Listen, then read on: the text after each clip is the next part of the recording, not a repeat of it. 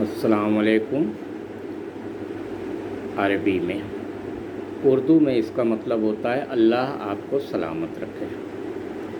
हिंदी में इसका मतलब होता है ईश्वर आपको सुरक्षित रखे। मैं ज़ियाउल हक, अध्यक्ष सच समर्थक पार्टी। आज का वीडियो का मुद्दा है मौलाना तौकीर रजा साहब की तकरीर पर कुछ सवाल। मौलाना तौकीर रजा साहब ने जो तकरीर की है उस पे 3 बातें निकल के आई हैं। एक बातें तो जो बिल्कुल उन्होंने सही कहा है, दूसरी बातें वे ऐसी बातें हैं जिस पर गौर फिक्र करने की ज़रूरत है अभी कि उस पे क्या राय बनाई जाए। तीसरी बात ऐसी है जो कुरान और हदीस की रोशनी से टकरा रही है, यानी वो गलत लग रही है। तो हमें आज यही मुद्दे पर सवाल रखना है अपने दीनी भाई मौलाना तौकीर रजा साहब से कि ये जो मैं बात रख रहा हूँ इस पे भी गौर फिक्र होना चाहिए और इसको कुरान हदीस की रोशनी में सही साबित करना चाहिए। ये पहली बात, विरोध प्रदर्शन 19 जून 2022 इतवार बरेली में। मुद्दा कि नूपुर शर्मा को जेल में भेजा जाए। नंबर 2, दूसरी बात, यौमे दरूद। मौलाना साहब ने इस दिन को यौमे दरूद के नाम से रखा। दरअसल ये चीज़ यौमे दरूद का वक्त पूरे साल है और 24 घंटा है। कभी भी हम दरूद और सलाम भेज सकते हैं। इसको एक फ़िक्स दिन के शक्ल में नहीं बनाना चाहिए और इसका हम बहुत बड़ा नुकसान आज देख रहे हैं। आज जिस घर में मैयत होती है उस घर में फ़िक्स कर दिया गया है कि 3 दिन बाद कुरान खानी हो, फिर 13वीं हो, फिर 40 दिन पर हो, फिर साल भर पे साला हो। इस तरीके से और बहुत सी बातें फैला दी गई हैं, जिसका आज नुकसान ये हो रहा है कि हमारा मुस्लिम अवाम जो दीन की बातें कम जानता है, वो देख सुन कर के बातों को पकड़ता है। उसने इसको दीन का हिस्सा मान लिया है कि इस दिन को ये करना चाहिए, नहीं तो गुनाह होगा। अब उसके लिए मजबूरन उसको कर्ज़ा भी लेना पड़ रहा है, जबकि अल्लाह ने हमें 365 दिन शमसी साल के या 300 लगभग 57 दिन कमरी साल के पूरा हमें आज़ादी दी है कि हम कभी भी मैयत के हक़ में सदका कर सकते हैं, खैरात कर सकते हैं, लोगों को, कमज़ोरों को खाना खिला सकते हैं और उनको कपड़े बांट सकते हैं। ये हमारे लिए 365 दिन की आज़ादी है और जो ये फ़िक्स कर दिया गया है ये इस्लाम में फ़िक्स नहीं है, जिसका आज हमारा समाज में बहुत ज़्यादा तकलीफ़ें लोग उठा रहे हैं ना जानने की वजह से। आज मुस्लिम समाज में जाहिल हाफिज यानी जो केवल हाफिज हैं कुरान के, वो जाहिल हैं क्योंकि वो कुरान की आयतों को बिल्कुल समझते नहीं हैं। वे आलिम जो इल्म तो रखते हैं लेकिन इल्म को छुपा करके आज जिन घर में मैयत हो जाती है उसको तरह तरह के बातें बता कर पूरा चूस डालते हैं। ہمیں دن فکس کرنے سے بچنا چاہیے. جتنا اللہ اور اللہ کے رسول صلی اللہ علیہ وسلم نے ہمارے سامنے کہا ہے ہم کو بس اتنا ہی لینا چاہیے، نہ اس میں کم کرنا چاہیے نہ اس میں بڑھانا چاہیے. تیسری بات، اللہ کے رسول کی پرچھائی نہیں تھی.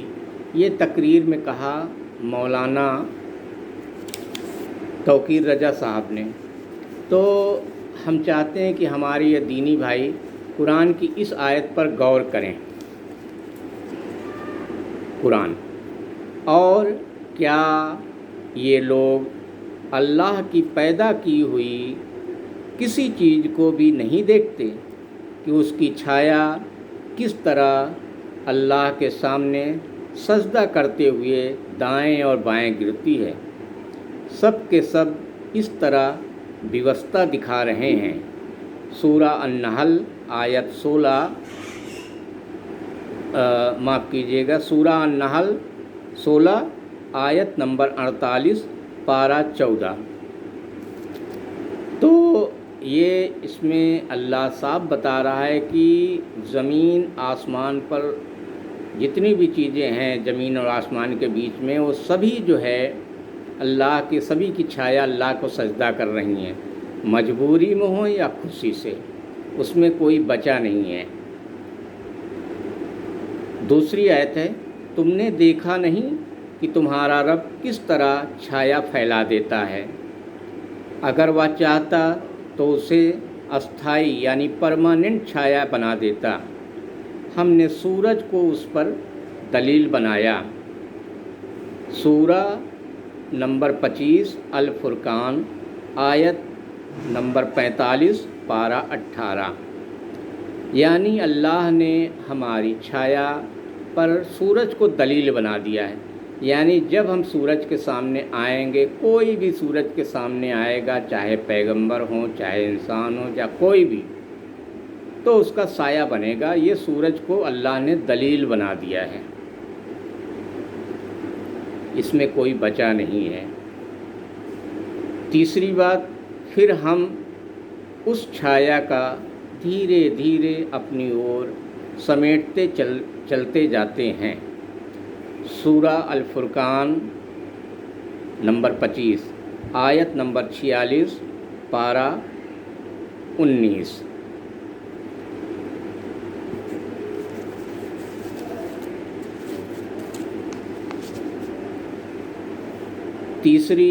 چوتھی آیت ہے، وہ تو اللہ ہی ہے جس کو زمین اور آسمان کی ہر چیز سویچھا پوروک اور ویوستھا پوروک یعنی خوشی خوشی اور مجبوراً سجدہ کر رہی ہے، اور سب چیزوں کی پرچھائیاں بھی صبح اور شام اس کے آگے جھکتی ہیں.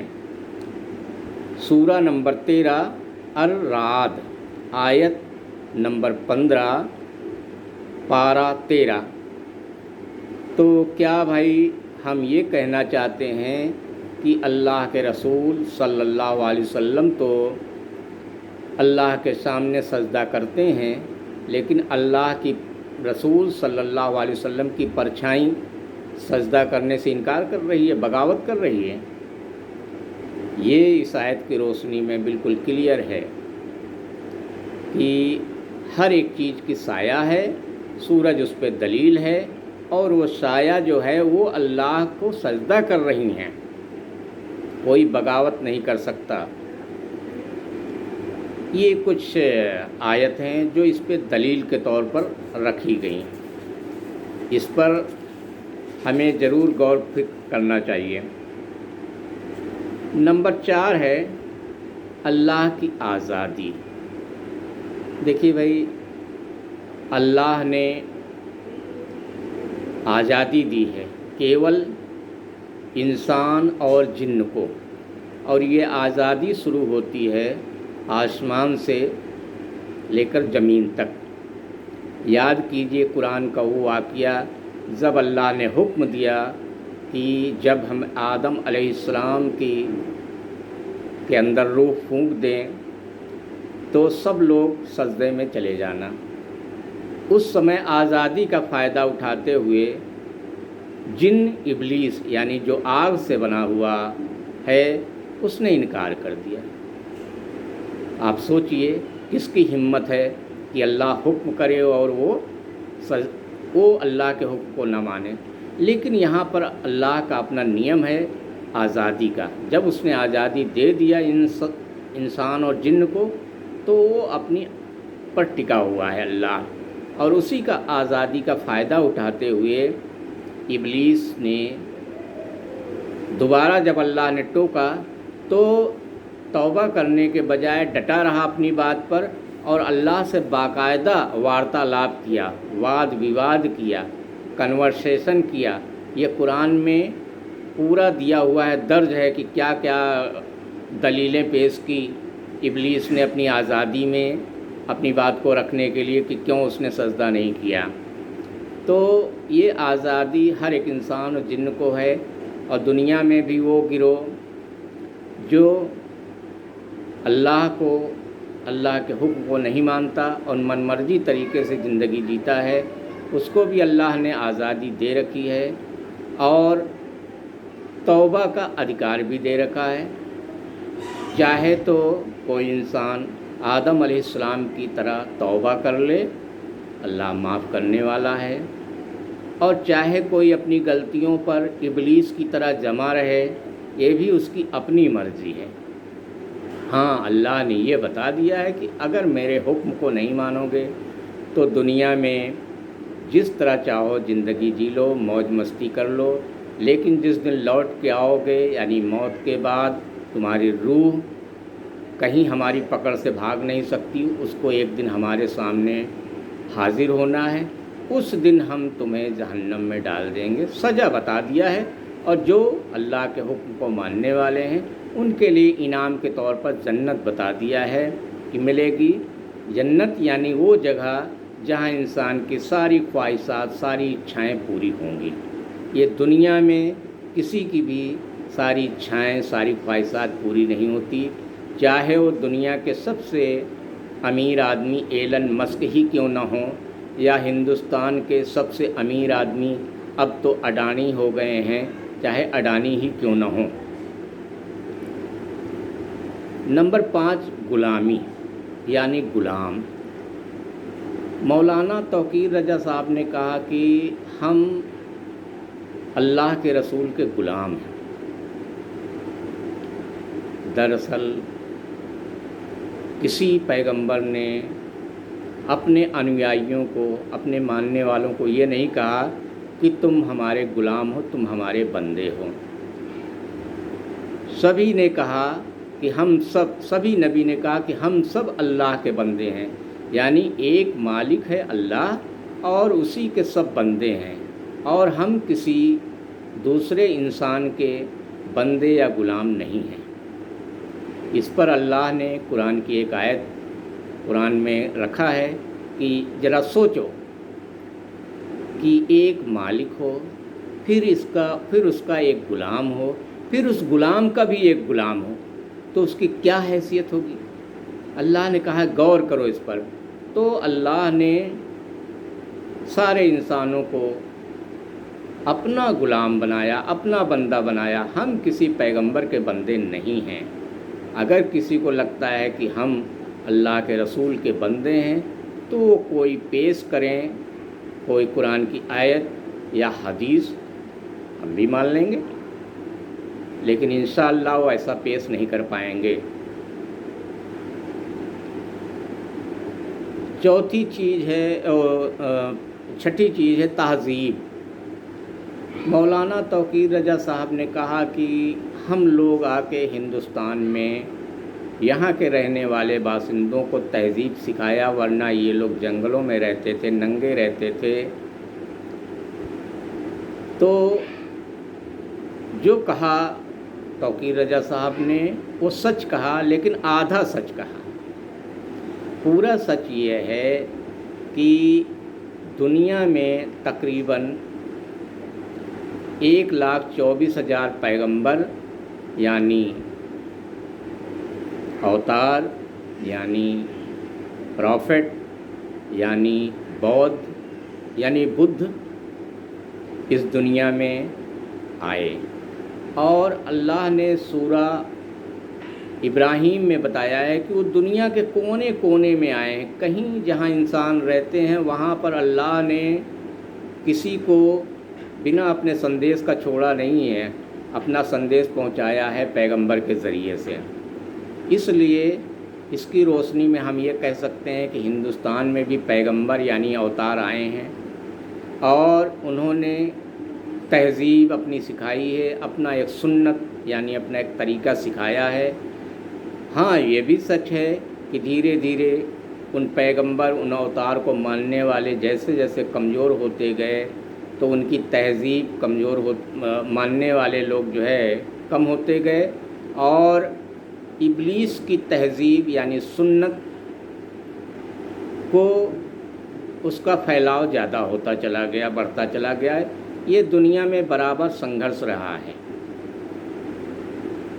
कुरान में अल्लाह ने बताया है कि सुन्नत दो है, तरीक़ा दो है ज़िंदगी जीने का।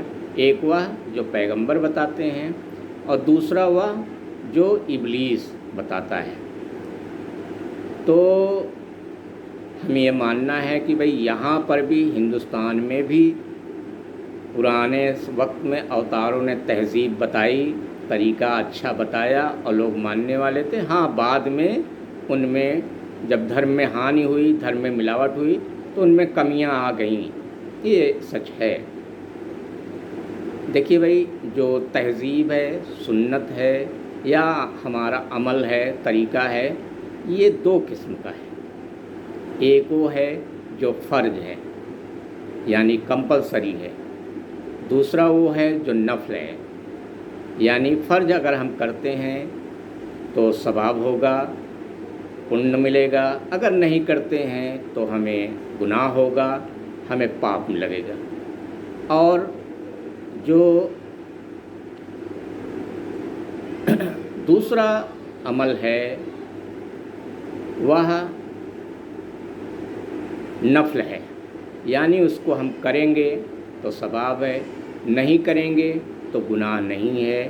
हाँ, ये है कि जो नफ़ल काम है उसमें कैटेगरी है, कुछ में थोड़ा सवाब है, कुछ में ज़्यादा सवाब है।